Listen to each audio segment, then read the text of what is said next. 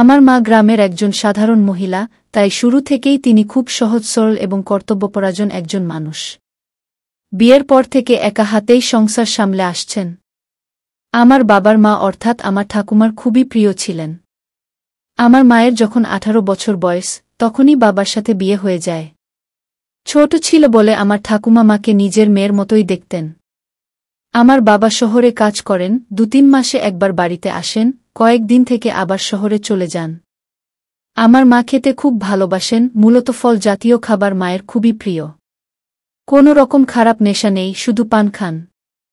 মায়ের ভালো ব্যবহার আর সরল মনের জন্য পাড়ার সবাই মোটামুটি মাকে খুব ভালোবাসতেন ও সম্মান করতেন। বিকেল বেলা কাজ শেষে মা আর অন্য প্রতিবেশী কিছু মহিলা গল্প করতেন। সব মিলিয়ে পাড়ায় একটা পারিবারিক মহল ছিল। ছোটবেলা থেকেই মা আমাকে আদর ও যত্ন দিয়ে মানুষ করেছেন। আমার নাম বাসুদেব, মা আমায় ভালোবেসে বাসু বলে ডাকেন। ছোটবেলা থেকেই মা আমার দেখা প্রথম ও একমাত্র মহিলা, তাই স্বভাবতই মহিলা হিসেবে মাকে ছাড়া আর কাউকে এত আপন করতে পারিনি। একটা সময় পর্যন্ত আমার বয়স 18, আমি একজন মাঝারি গড়নের ছেলে। আমি ইন্টারমিডিয়েট পাশ করে বাজারে চালডালের ব্যবসা করি। আমার মা গোড়া থেকেই খুব খোলামেলা স্বভাবের মানুষ, তাই আমি আগাগোড়া সব কথাই মাকে বলি। আমার মা আমার কল্পনার রানী। মায়ের শরীরের গন্ধ আমার খুব ভালো লাগে। মায়ের ঘামের গন্ধ, নিঃশ্বাসের শব্দ, সব কিছুতেই আমি ভালোবাসার গন্ধ খুঁজে পাই। বয়সের সাথে সাথে আমার ঠাকুর চেঞ্জের সাথে সাথে মাকে আমি নতুনভাবে দেখতে থাকি। কিন্তু সবকিছুর সূত্রপাত এক দুপুরে। সে একবার গরমকালে আমি দুপুরে খাওয়া দাওয়ার পর খাটে শুয়ে আছি। মা সব বাসন মেজে ধোয়ামোছার কাজ করে ঘরে এসে ফ্যানের নিচে বসলেন। মাকে দেখে ক্লান্ত মনে হল। মাকে জিজ্ঞাসা করে জানলাম সেদিন সকাল থেকে খাটাখাটনিটা বেশি পড়েছিল। তারপর মা শুতে গিয়ে আমাকে বললেন, কিরে বাসু, আজ এভাবে আটভাবে কেন শুয়েছিস? আমি বললাম, কেন তুমি সোজাসুজি শুয়ে পড়ো, যেরকম প্রত্যেক দিন শোও। মা বললেন, তাহলে আমার পা তোর গায়ে লেগে যাবে বাবাগু। আমি বললাম, তাতে কি হয়েছে? তুমি শুয়ে পড়ো, আমার এখন উঠতে ইচ্ছে করছে না গি। এরপর মা লম্বালম্বিভাবে এলিয়ে পড়লেন। আমার গায়ে যাতে পা না লেগে যায়, তাই জন্য পাটা গুটিয়ে রাখলেন। আমি খানিক বাদে মায়ের পা নিয়ে আলতো হাতে মালিশ করতে লাগলাম। মা প্রথমে খানিকটা কুণ্ঠা বোধ করলেও সারাদিনের ক্লান্তির ফলে পায়ে আরাম পেয়ে আর কিছু বললেন না। এভাবেই পায়ের মালিশটা ক্রমে আমাদের দিনলিপির অংশ হয়ে উঠল এবং আমার মা অনেকটা সহজ হয়ে গেলেন। এদিকে আমার 3-7 বছর বয়সী মায়ের এমন সুন্দর দেবীর মতো ফর্সা শরীর দেখে আমি আনন্দে ভাসতে লাগলাম। এরপর থেকে মাকে দেখার দৃষ্টিভঙ্গি আমার আরও বদলে গেল। সাধারণত বাড়ির কোনো কাজ করার সময়, যেমন বাসন মাজা বা কাপড় কাচার সময়, বিশেষ করে শাড়িটা যাতে জলে ভিজে না যায়, তাই গুটিয়ে কোমরে আটকে রাখতেন। এতে তার নিতম্ব বেরিয়ে পড়ত। আমাকে বিমোহিত করত তার নিষ্পাপ মুখটা, যেন কোনো মায়াজালে আমার মনে তীব্র আলোড়ন ফেলত। ক্রমে আমি মাকে এত গভীরভাবে নিরীক্ষণ করতে লাগলাম।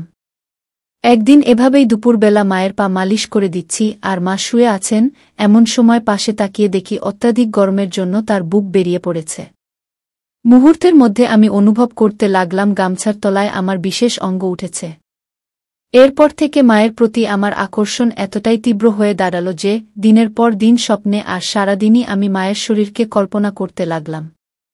মায়ের কথা ভেবে একা একা কাজ করতাম। মাকে খালি আমার শারীরিক অঙ্গ দেখানোর উপায় ভাবতে থাকলাম।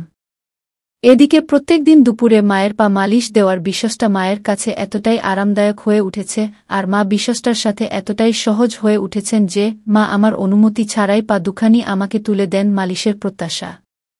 মাকে দেখেই আমার উত্তেজিত হয়ে যায় আর গামছার উপর ফুলে ওঠে। মালিশের সাথে নাড়াচাড়ার সময় কখনো কখনো মায়ের পায়ের পাতা দুটি আমার স্পর্শ করে। প্রথমে ভয় পেলেও বিষয়টা আস্তে আস্তে আরও মজাদার হয়ে উঠল। খানিকক্ষণ পা মালিশ দেওয়ার পর মা গভীর ঘুমে আচ্ছন্ন হলে আমি নির্বিধায় নিজের গামছা ফেলে সম্পূর্ণ অনাবিত অবস্থায় মায়ের পায়ের কাছে শুয়ে পড়ি। আর তেল মালিশের সাথে সাথে মায়ের পা দুটোর মাঝখানে রেখে ধীরে ধীরে আমার উত্তেজনা প্রশমিত করি। হ্যালো বন্ধুরা, ভিডিওটির এ পর্যায়ে এসো। এখনও যারা তোমরা চ্যানেলটি সাবস্ক্রাইব করনি, এখনও চ্যানেলটি সাবস্ক্রাইব করে বেল বাটনটি অন করে দিবে। আমার হঠাৎ ঘুম ভাঙলে দেখলাম মায়ের কোলে মাথা রেখে ঘুমিয়ে পড়েছিলাম। আমি নড়াচড়া করতেই মায়েরও ঘুম ভেঙে গেল। আমি বুঝলাম আমি তখনও সম্পূর্ণ অনাবৃত। মা আমায় বললেন আলোটা জ্বালাতে। আমি এদিক ওদিক হাত দিয়েও গামছাটা খুঁজে পেলাম না। তাই মাকে বললাম, আমি স্নান করতে যাচ্ছি, গরম লাগছে। তুমি জ্বালিয়ে নাও বলে কলতলার দিকে গেলাম। আর এদিকে মা সন্ধ্যার বাতি জ্বেলে চাতালে এসে বসলেন। আমি কলতলায় বসে দুপুরের মুহূর্তগুলির স্মৃতিচারণ করছিলাম। মায়ের উপস্থিতি বুঝে কলতলার দরজা থেকে উকি মেরে বললাম, মা গামছাটা একটু দাও না, তাড়াহুড়োতে গামছা আনতে ভুলে গেছি। মা নিয়ে এসে দিতে গিয়ে এত বছর পর আমায় সম্পূর্ণ অনাবৃত অবস্থায় দেখলেন। খানিক আমার দিকে চেয়ে থেকে বললেন, বাবা তাড়াতাড়ি গা ধুয়ে নাও। আমি চুল থেকে জল ঝরার বাহানায় গামছাটা নিতে একটু দেরি করলাম, যাতে মা আমাকে ভালোভাবে দেখে নিতে পারেন। কিন্তু মায়ের তেমন কোনো আগ্রহ ছিল না। আরেকবার সুযোগ নেওয়ার জন্য মাকে বললাম, মা তুমি আমার ছোটবেলার মতো পিঠ ঘষে স্নান করিয়ে দেবে? উত্তরে মা হেসে বললেন, তুমি কি আর সেই ছোট আছো? এখন আমার থেকেও লম্বা হয়ে গেছ। তাও আমি তো তোমার কাছে চিরদিন ছোটই থাকব মা। একটা ভুবন ভোলানো হাসি দিয়ে মা বললেন, এসো বাসু বাবা। আমি মনে মনে খুব খুশি হয়ে উঠলাম। ভাবলাম দেখা যাক কি হয়। মা কলতলায় ঢুকে চৌবাচ্চার একপাশে বসলেন। আমি মায়ের দিকে পিঠ করে মাটিতে বসলাম। মা আমার মাথায় জল ঢেলে চান করাতে লাগলেন, তার সাথে টুকটাক কথাবার্তা। মাথায় সাবান লাগিয়ে মা বললেন, বাবা এবার দাঁড়াও, তোমার পায়ে সাবান লাগিয়ে দেই গি। আমি দাঁড়ালাম।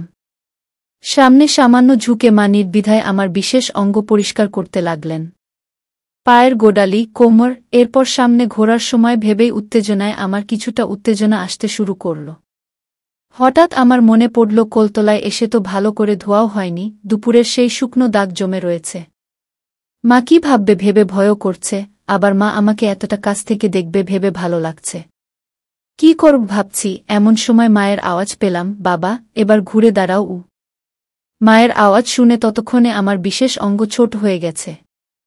মন শক্ত করে ঘুরে দাঁড়াতে মা পায়ে সাবান ঘষতে শুরু করলেন। এরপর সামনে এসে বাম হাত দিয়ে তুলে ধরে সাবান ঘষতে থাকলেন। চামড়া নিচের দিকে টান পড়ায় ততক্ষণে আমার বিশেষ অঙ্গ মায়ের আলগা হাতের তালুতে উন্মুক্ত হয়ে গেছে।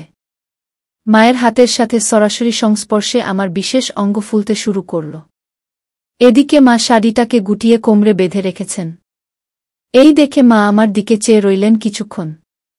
তারপর বললেন, বাবারে আমার বাসু বাবার কত বড় হয়ে গেছে। আমি খানিকটা লজ্জিত, অনেকটাই গর্বিত বোধ করলাম মায়ের এই কথায়, কিন্তু মুখে কিছুই বললাম না। মা সাবান লাগাতে লাগাতে বললেন, সেই ছোটবেলায় তোকে তেল মাখাতাম, তারপর খানিক রোদ্দুর গায়ে লাগিয়ে ভালো করে সাবান দিয়ে ডলে ডলে চান করাতাম। আর আজ কত বড় হয়ে গেছে আমার বাসু বাবা। আমি কোথায় বড় হলাম মা? আগের মতো আজও তো তুমি আমায় চান করিয়ে দিচ্ছ। তুমি চাইলে রোজই করাতে পারো মাগ। মা একবার আমার দিকে চেয়ে একটা মিষ্টি হাসি হাসলেন। ইচ্ছা হলো ওই মায়ামা চোখ দুটিতে ডুবে যাই, এই সুন্দর প্রতিমার মতো মুখটাকে আদরে আদরে ভরিয়ে দেই। তারপর ছেড়ে বললেন, হাঁটু গেড়ে বস বাবা, তোমার মাথা আর বুকে সাবান লাগিয়ে দিই। হ্যালো বন্ধুরা, ভিডিওটির এ পর্যায়ে এসো। এখনও যারা তোমরা চ্যানেলটি সাবস্ক্রাইব করনি, এখনও চ্যানেলটি সাবস্ক্রাইব করে বেল বাটনটি অন করে দিবে। আমি মাটিতে বসতেই আমার মায়ের পায়ে লাগল। আর ভালোভাবে জায়গা বানানোর জন্য মা নিজের বা পাটা আমার ডানে রাখলেন। খানিকক্ষণের জন্য আমার মনে হলো আমি দেবীর আরাধনায় বসেছি। মায়ের দিকে এক দৃষ্টিতে চেয়ে থাকলাম। মা বুকে সাবান ঘষতে ঘষতে বললেন, সে কি হয় বাবা? এখন তুমি বড় হয়েছ, তোমার সবকিছুই ধীরে ধীরে পরিবর্তিত হবে, পরিস্থিতি বদলাবে, অনেক সঙ্গী সাথী হবে, কিন্তু একটা কথা মনে রেখো বাবা, যে কোনো বিপদে বা খারাপ পরিস্থিতিতে পড়লে আমার সব কথা খুলে বলবে, একদম দ্বিধা করবে না বাবাগু। আমি তো সব কথাই তোমায় বলি মা। তুমি ছাড়া আমার এত আপনার কে আছে? তোমায় আমি খুব ভালোবাসি। আর বড় হওয়া মানে যদি তোমার থেকে দূরে সরে যাওয়া হয়, তাহলে এমন বড় আমি হতে চাই না মাগু। মা আমার দিকে চেয়ে আবার হাসলেন, সেই ভুবন ভোলানো হাসি। বললেন, বড় হতে চাই না বললেই হলো? বড় তো তোমায় হতেই হবে। তুমি বড় হবে, আমি বুড়ি হব, কিন্তু তার আগে তোমার একটা জীবনসাথী খুঁজে দিতে হবে আমাকে, যে তোমার খেয়াল রাখবে, তোমার জন্য রান্না করে দেবে গু। আমি বললাম, রান্না তো তুমিও আমার জন্য কর মা, আর আমি তাতেই খুশি। আমি তোমার সাথেই থাকব, আর কারো সাথে না গি। মা হেসে বললেন, তা সে ঠিক আছে। এবার উঠ বাবা উ। মা বললেন, বাসু বাবা, তোমার এখানে এসব নোংরা জমে আছে কেন? তুমি স্নানের সময় পরিষ্কার কর না কেন? এত অপরিষ্কার থাকলে চুলকানি হবে তো। আর এখানেরগুলো পরিষ্কার করে রাখবে, না হলে চুলকানি হবে। এগুলি কেটে সুন্দর করে রাখবে গি। আমি মনে মনে ভাবলাম, তোমারও তো একই হাল। বরং তোমারটা আমার থেকেও অনেক ঘন, তাহলে তুমি কাটো না কেন? আমি ঘরে শুয়ে শুয়ে এসব কথাই ভাবছি, এমন সময় মা ঘরে এলেন। এমন ঘর অন্ধকার করে আছো কেন বাসু বাবা? আমি বললাম, কিছু না, এমনি আলো ভালো লাগছে না গি। মা আলো জ্বালালেন। আমি বাম হাত দিয়ে চোখ দুটো ঢাকলাম আর ফাঁক দিয়ে মাকে দেখতে থাকলাম। আলো জ্বেলে মা আমার দিকে চাইতেই আমার বিশেষ অঙ্গ তার চোখে পড়ল। মা খানিকটা আশ্চর্য হয়ে তাকিয়ে থাকলেন। তারপর শান্ত স্বরে বললেন, তুমি এভাবে শুয়ে আছো কেন বাবা? কাপড় পরো, কেউ দেখলে কি বলবে? বলবে এত বড় ছেলে এখনো বাড়িতে কাপড় পরে না গি। এখন বাড়িতে তুমি আর আমি ছাড়া কে আছে মা যে আমায় দেখবে? আর তাছাড়া কে কি ভাবল তাতে আমার কিছু এসে যায় না। আর বাকি থাকলে লজ্জার কথা, তুমি তো আমার মা। আমাকে ছোটবেলা থেকে অনেকবারই এভাবেই দেখেছ। তাহলে তোমার সামনে কিসের লজ্জা? হ্যাঁ, তোমার যদি এতে খারাপ লাগে তাহলে বলো, আমি অবশ্যই পরে নিচ্ছি গু। মা কাছে এসে খাটে বসলেন। বললেন, না বাবা, আমার কেন খারাপ লাগবে? তুমি ঘরের মধ্যে যেরকম খুশি থাকতে পারো, আমার থেকে একদম লজ্জা করবে না গি। এরপর এই কথা সেই কথা হতে থাকল। ক্রমে রাতের খাবার খেয়ে শুয়ে পড়লাম। এরপর বেশ কয়েকদিন কেটে গেল, তেমন কিছু ঘটল না। আমিও দোকানের কাজ ও অন্যান্য কাজে ব্যস্ত হয়ে পড়েছিলাম। নিজেকে শান্ত করার কথা প্রায় ভুলে গিয়েছিলাম। সেদিন সম্ভবত শনিবার। সকালে উঠে আমি আমার কাজে চলে গেলাম। সারাদিন দোকানদারি করে গোডাউনে মাল তুলে ঘরে ফিরতে ফিরতে বেলা ৩টে বেজে গেল। ফিরে দেখি মা পুকুর পাড়ে বসে আরও কিছু পাড়ার মহিলার সাথে একসাথে জামাকাপড় কাচ্ছেন আর গল্প করছেন। শাড়িটা সেই কোমরে বাঁধা। আমি কাছে গিয়ে পুকুরের জলে হাত ধুতে থাকলাম। মা বললেন, ঘরে গিয়ে বস, ঠান্ডা হয়ে স্নান করে নাও। আমি খাবার দিচ্ছি গু। আমি হাত ধুতে ধুতে মায়ের দিকে লক্ষ্য করলাম। আমি ঘরে ঢুকে গেলাম। পাখাটা চালিয়ে বসলাম। একটু পর সাবান নিয়ে পুকুরে গেলাম স্নান করতে। অন্যান্য সব মহিলারা চলে গেলেও মা তখনও ছিলেন, ভেজা কাপড়গুলো তারে মেলে দিচ্ছিলেন। আমার হঠাৎ কি মনে হলো, আমি সরষের তেল নিয়ে এসে পায়ে হাতে মাখতে থাকলাম। মা এসে জিজ্ঞাসা করলেন, কি হলো বাবা, আজকে তেল মাখছ যে এভাবে? আমি বললাম, স্নান তো করবই, তাই ভাবলাম আগে একটু মেখে নিই গু। খানিক বাদে এসে মাথায় পিঠে তেল মাখিয়ে দিলেন। এরপর পায়ে থেকে শুরু করে তেল লাগিয়ে দিলেন। এতে আমি খুবই পুলকিত হলেও মা বেশ সাবলীলভাবেই নিলেন ব্যাপারটাকে। আমি বললাম, তুমি যে তেল লাগিয়ে দিলে ভেতরে, এবার আমার গামছাটা তো তেল লেগে খারাপ হয়ে যাবে গু। মা বললেন, কিছু হবে না। এই তো পুকুরে ডুব দিবি, আর তাছাড়া আমায় দিয়ে দে, আমি গামছাটা ধুয়ে দেব। এমনিতেও নোংরা হয়েছে, কাচতেও হবে গি। হ্যালো বন্ধুরা, ভিডিওটির এ পর্যায়ে এসো। এখনও যারা তোমরা চ্যানেলটি সাবস্ক্রাইব করনি, এখনও চ্যানেলটি সাবস্ক্রাইব করে বেল বাটনটি অন করে দিবে। আমি বললাম, কি বলছো, কেউ আসলে দেখে ফেলবে গু। মা বললেন, এই দুপুরে কে আসবে? আর এলেও বা তোর কি? তুই তো বলেছিস তুই কারো পরোয়া করিস না গে। একবার চারপাশটা ভালোভাবে দেখে নিয়ে গামছাটা খুলে মাকে দিতেই আমার বিশেষ অঙ্গ মায়ের চোখের সামনে ঝুলে রইল। যাই হোক, আমার অবস্থা মা দেখলেন, কিন্তু কিছু বললেন না। তারপর শাড়িটা কোমরে গুজে হাঁটু অবধি জলে নেমে গেলেন।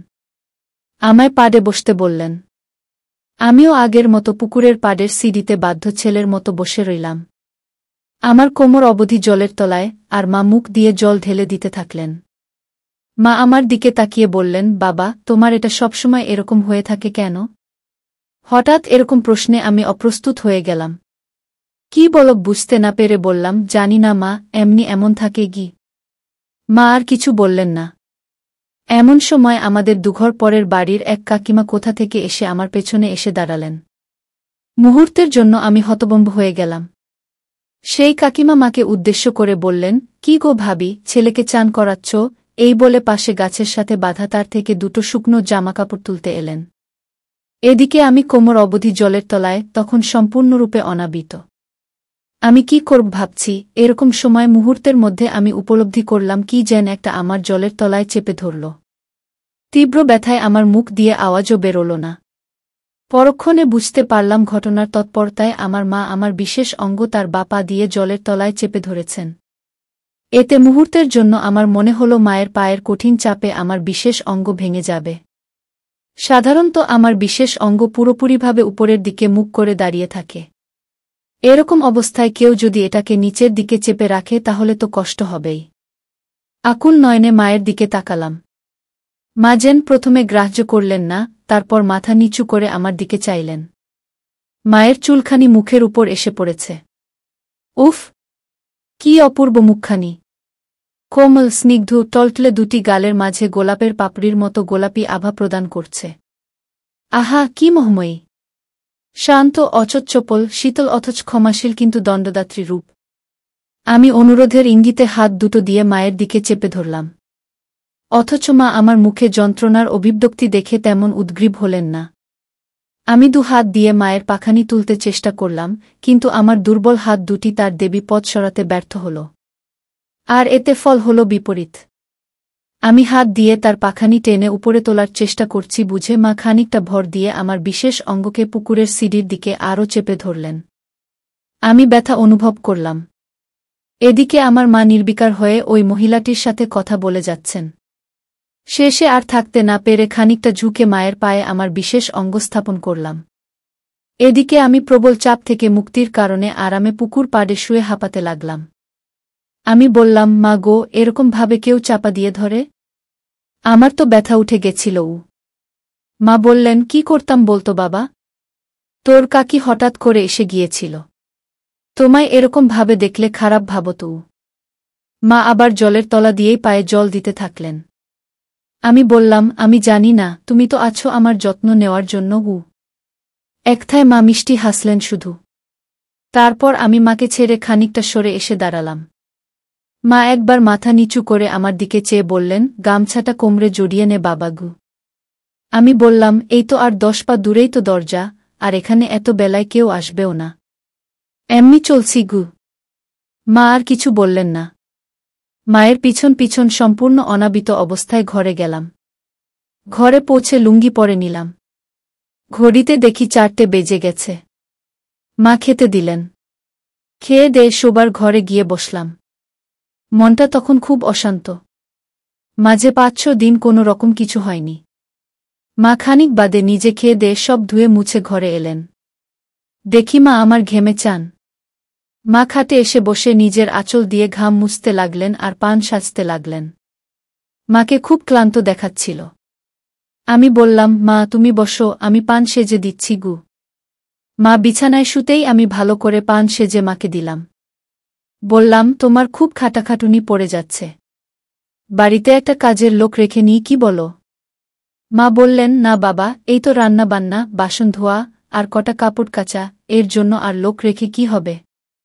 সত্যি বলতে কি, আমাদের গ্রামে কাজের লোক রাখার প্রচলন তেমন নেই। সবার ঘরের সবাই নিজের কাজ নিজেরাই করে নেয়। আমি বললাম, তুমি শো, আমি তোমার পা মালিশ করে দিচ্ছি গু। মা প্রথমে না না করলেও শেষ পর্যন্ত আমার জোরাজুরিতে রাজি হলেন। মায়ের বয়স প্রায় 40, কিন্তু শরীরের গঠন দেখলে তা বিশ্বাস করা অসম্ভব। যাই হোক, আমি যথাসম্ভব নিজেকে সংযত রেখে সুবিধামত মায়ের পায়ের পাতা অবধি তেল মালিশ করতে থাকলাম। হঠাৎ লোডশেডিং হতেই একটা দম গরম অনুভব করলাম, তার সাথে বুঝলাম মা নড়ে উঠলেন। তাড়াতাড়ি ঢেকে দিলাম আর মায়ের পাটা মালিশ করতে থাকলাম। মা বললেন, যা, আবার লোডশেডিং হলো গু। তারপর কিছুটা আরাম অনুভব করে বললেন, বাসু বাবা, অনেক হয়েছে, এবার শুয়ে পড়ো। অনেক ঘেমে গেছ তো গু। আমি বললাম, কোথায় হলো মা? আমি তো এখনো তোমার মালিশ করলাম না। তুমি তাড়াতাড়ি শো, আমি মালিশ করে দিচ্ছি গু। মা বললেন, তোমারও তো শরীর ক্লান্ত বাবা, সারাদিন দোকানে কত খাটুনি হয় গে।